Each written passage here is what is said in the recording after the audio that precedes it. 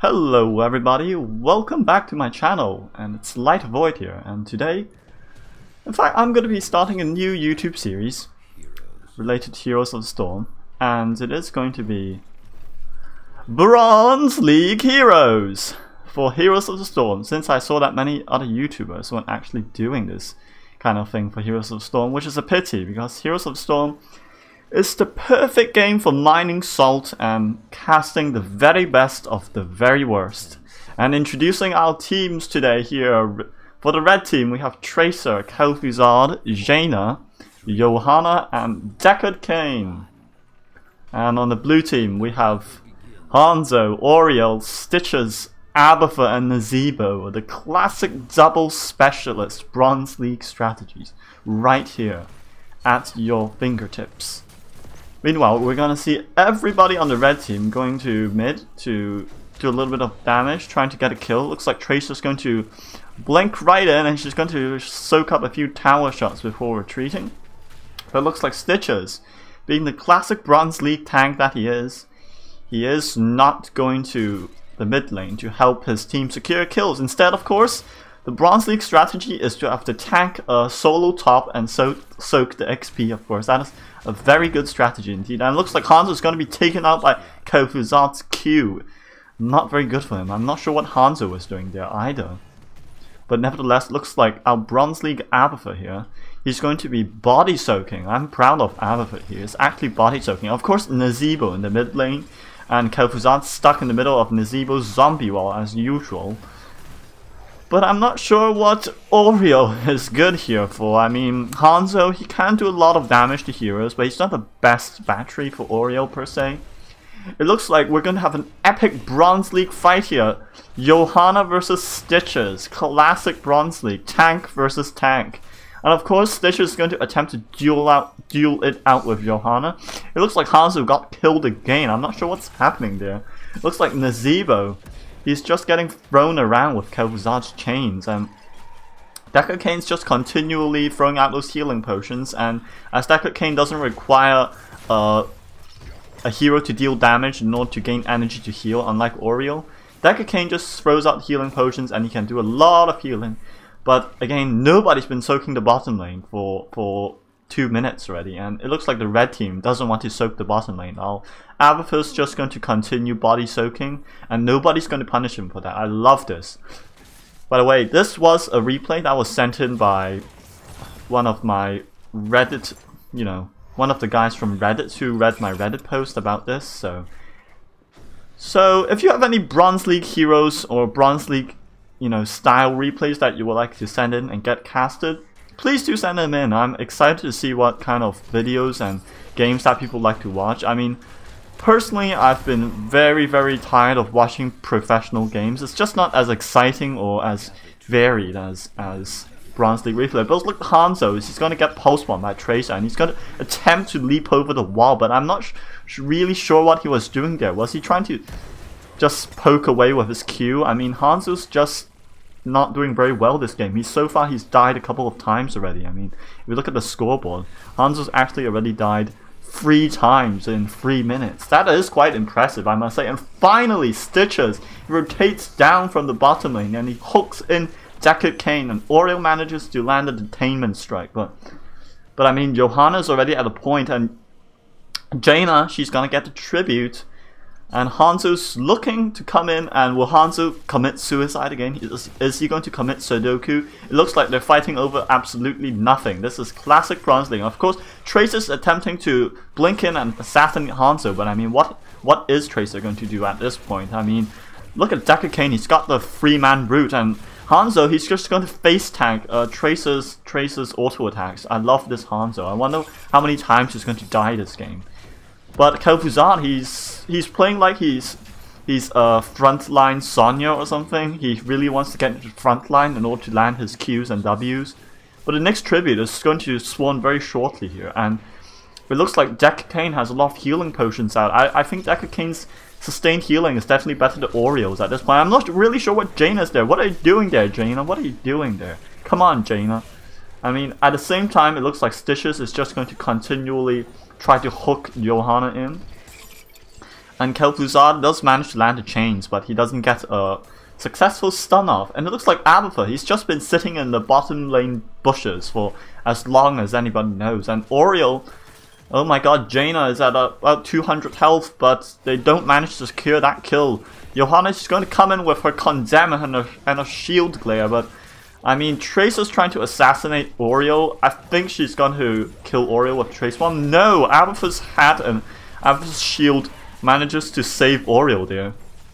But I mean, at this point, what is the red team doing? They're just flimling around, and the blue team, Stitches is just committing Sudoku again. And Oriel, she's coming back in, but what is she coming back in for? Does she think she can actually kill Johanna? I mean, Johanna's got her iron skin up, and Oriel, she's just playing for absolutely nothing, whilst Alpha, the man, he continues to body soak. Wonderful. Just wonderful. This Alpha is such a cutie, I must say. What exactly is NAZEEBO doing here? NAZEEBO managed to secure the kill on Johanna and Tekka Kane. It looks like NAZEEBO's silly stuff did pay off.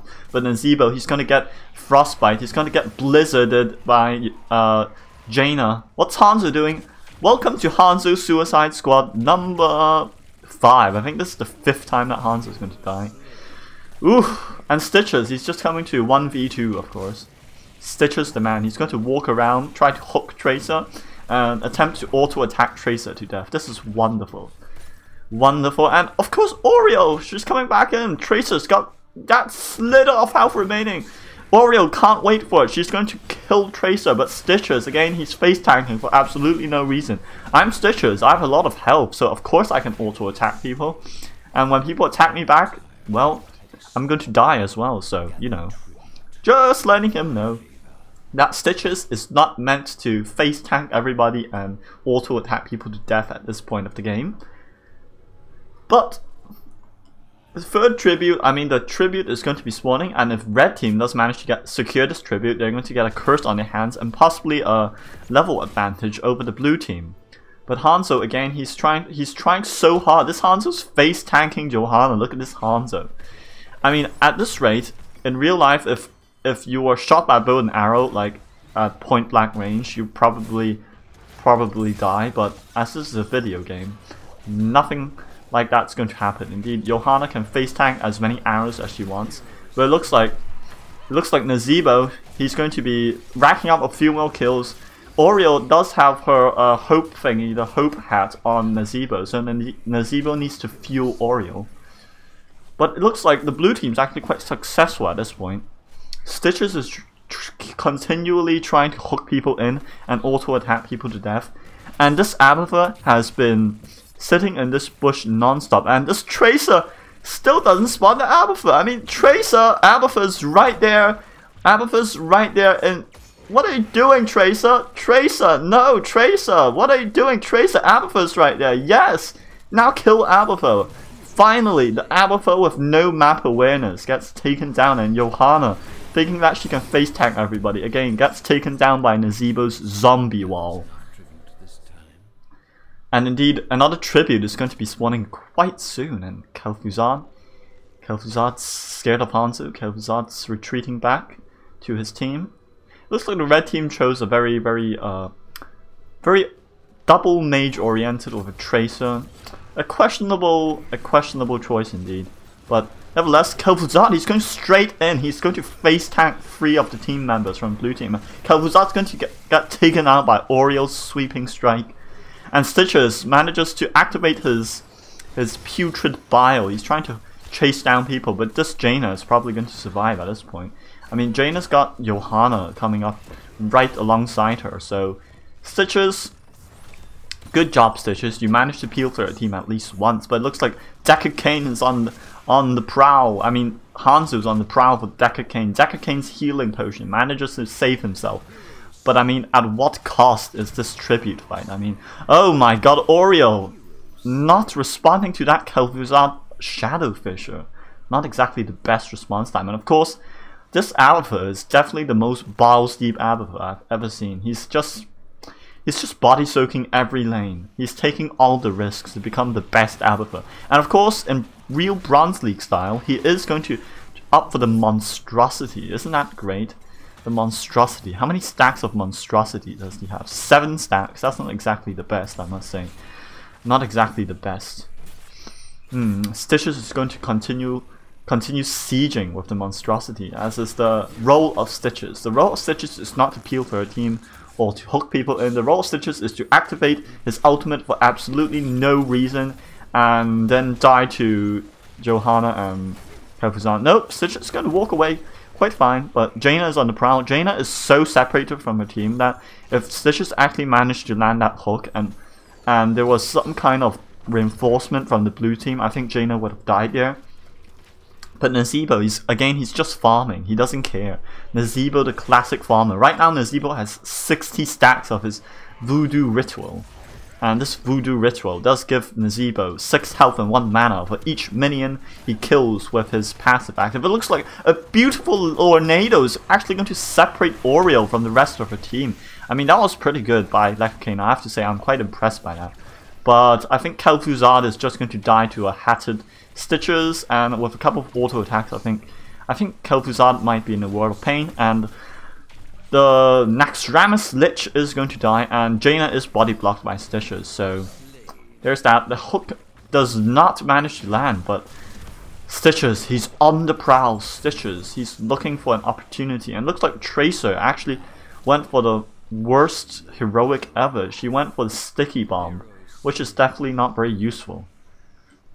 I mean, Tracer's going for untouchable, and then she's going for bullet time and sticky bomb. That's really, really strange. I mean, I'm not sure how useful sticky bomb is here. Sticky bomb provides Tracer's pulse bomb with a little bit of slow, but Hanzo's Q actually manages to snipe off that fleeing Jaina.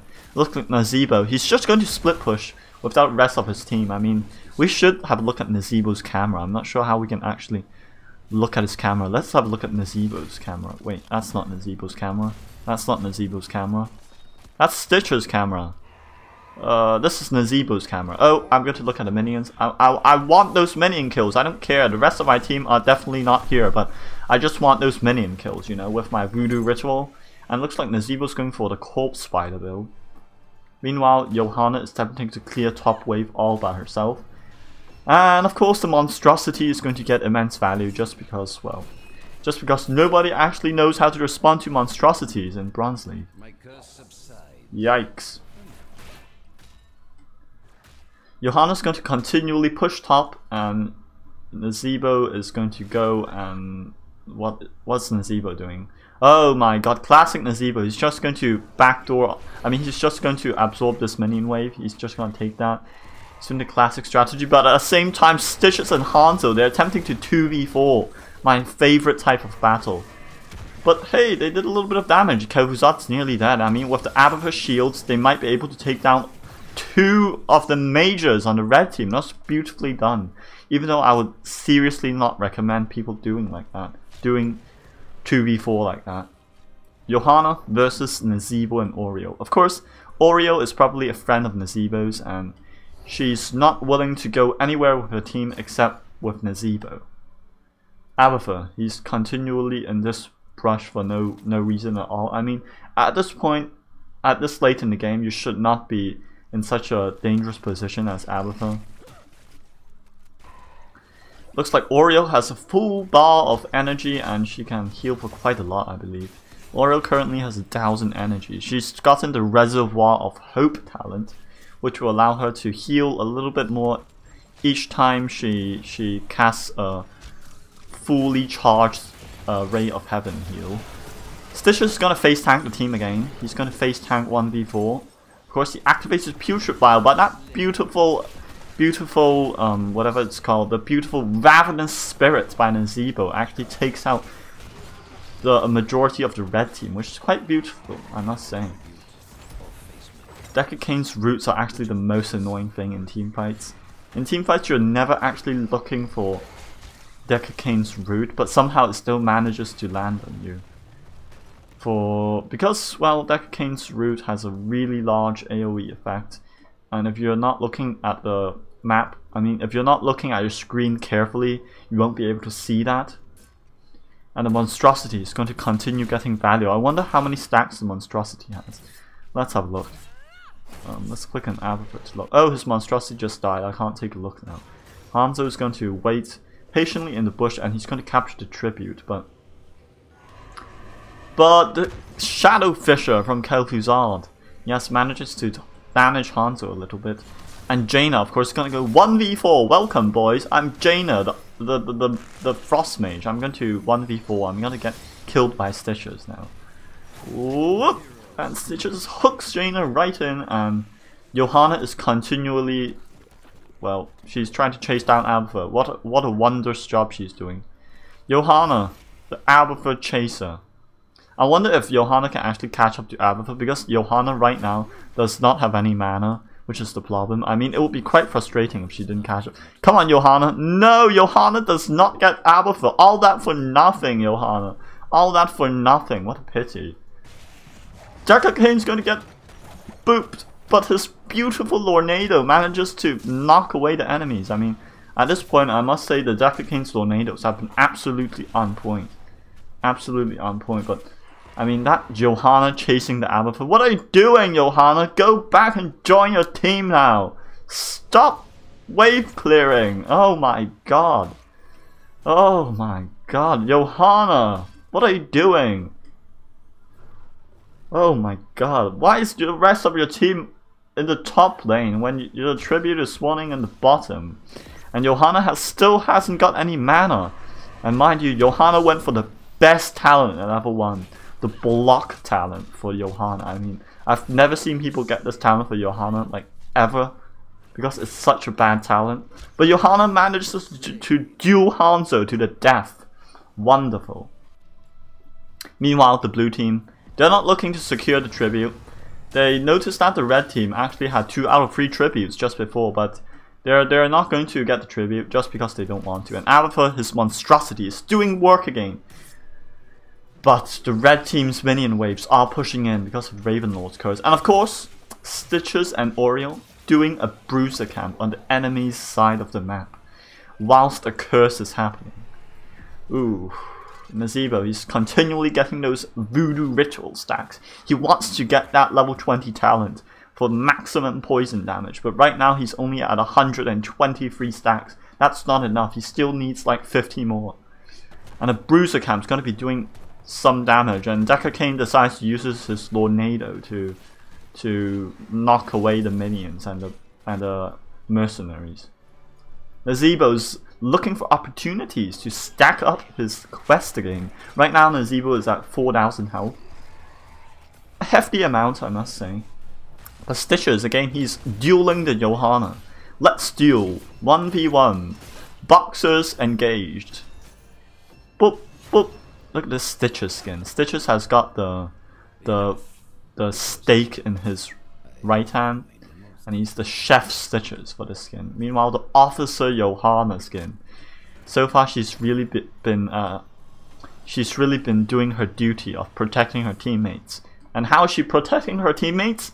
By wave clearing at every single goddamn lane and not caring about her team. And of course, the red team is going to attempt to siege down the fort, but Johanna still isn't back, and Stitches is farming top for absolutely no reason.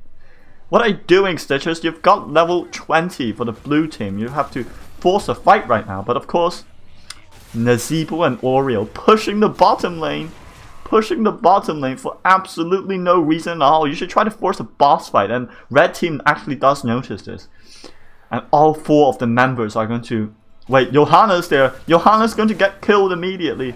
Johanna decides to 1v2 and Johanna unfortunately dies, but Oriel's healing is quite substantial at this point. I mean, with the level 20 talent, Oriel's Crystal Aegis is going to give her target 75 armor a few seconds after the Crystal Aegis has expired.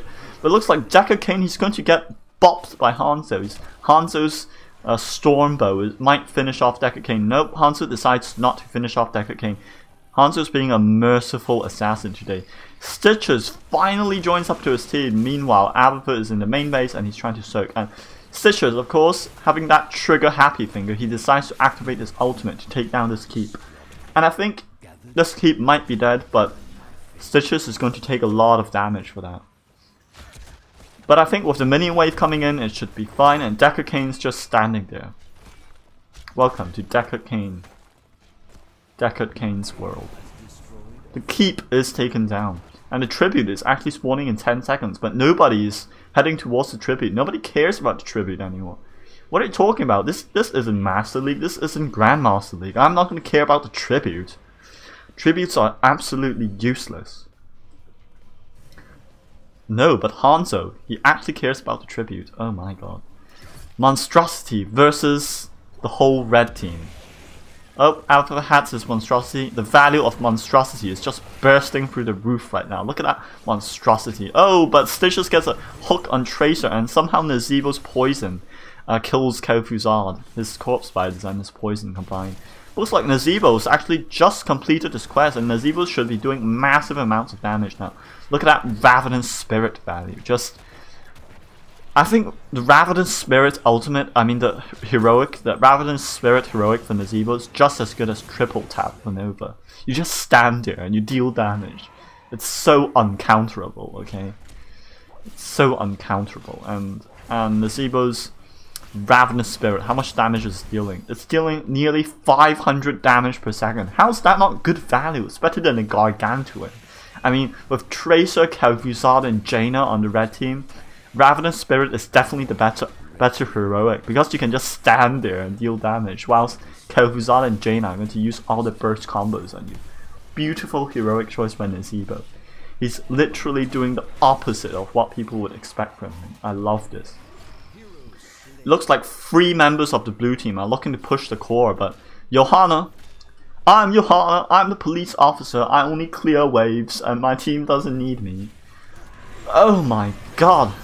But Oreo lands the Crystal Aegis on NAZEEBO, but I think NAZEEBO might be a little bit in a pickle here. I mean, Deckard Cain's charging forward, the righteousness is surging in Deckard Cain. He's trying to finish off NAZEEBO, but I think NAZEEBO is a little bit too tanky at this point. I mean, NAZEEBO does have 4.7k health, and that is quite a large amount of health for damage dealer. Johanna finally comes in, and the Lornado actually pushes Stitches back into the red team's base, and Stitches is isolated, but the Crystal Aegis on herself, Oreo's heals are getting more and more massive every second that this game passes, because, well, she has 10 stacks of the Reservoir of Hope, and she can heal for a maximum of about 1.8k right now.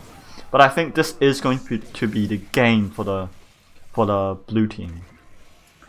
Beautifully done by the red team, using the classic bronze strategy of having the tank clear waves, and of course the assassins left unprotected, and of course the NAZEEBO split pushing with Oreo, and finally the Alpha with the Monstrosity. The value is just bursting through the roof right now. Look at this Monstrosity. It can absorb so much damage. Not that I've actually seen the Alpha with a fully stacked Monstrosity, but that would be GG for the blue team. Well played by both teams, and with the blue team at a 3-level lead, I have to say, I have to give it up for the double specialist strategy. I mean, come on. Look at NAZEEBO being MVP. I mean, come on. You just have to appreciate that. Let's have a look at the scoreboard. Oh my god, NAZEEBO only died 1 time. Kofuzard and Tracer and Jaina died 9, 10, 10 times respectively. And Johanna did the most siege damage, because that's what Johanna is supposed to do. She's just supposed to clear waves. Okay? Wow, what a game. What a game. This is why I love these lower league gameplay game replays, because they're just so varied and unpredictable in their strategy. But I hope you guys enjoyed this cast, and I will be continuing the series if you guys do send in more replays. If you guys have a replay from Bronze League, or you think that the replay is of a Bronze League, you know, Bronze League, how do you call it? Bronze League level of play. It can be Masters players playing with a Bronze League style strategy as well. If you want to send in your replays, please do send them in to sir.lightofvoid@gmail.com. I'll include a link to the email in the description below. And for now, I'd like to wish all of you viewers a wonderful day, wonderful evening, or wonderful afternoon wherever you are, and I'll see you guys next time. Bye bye.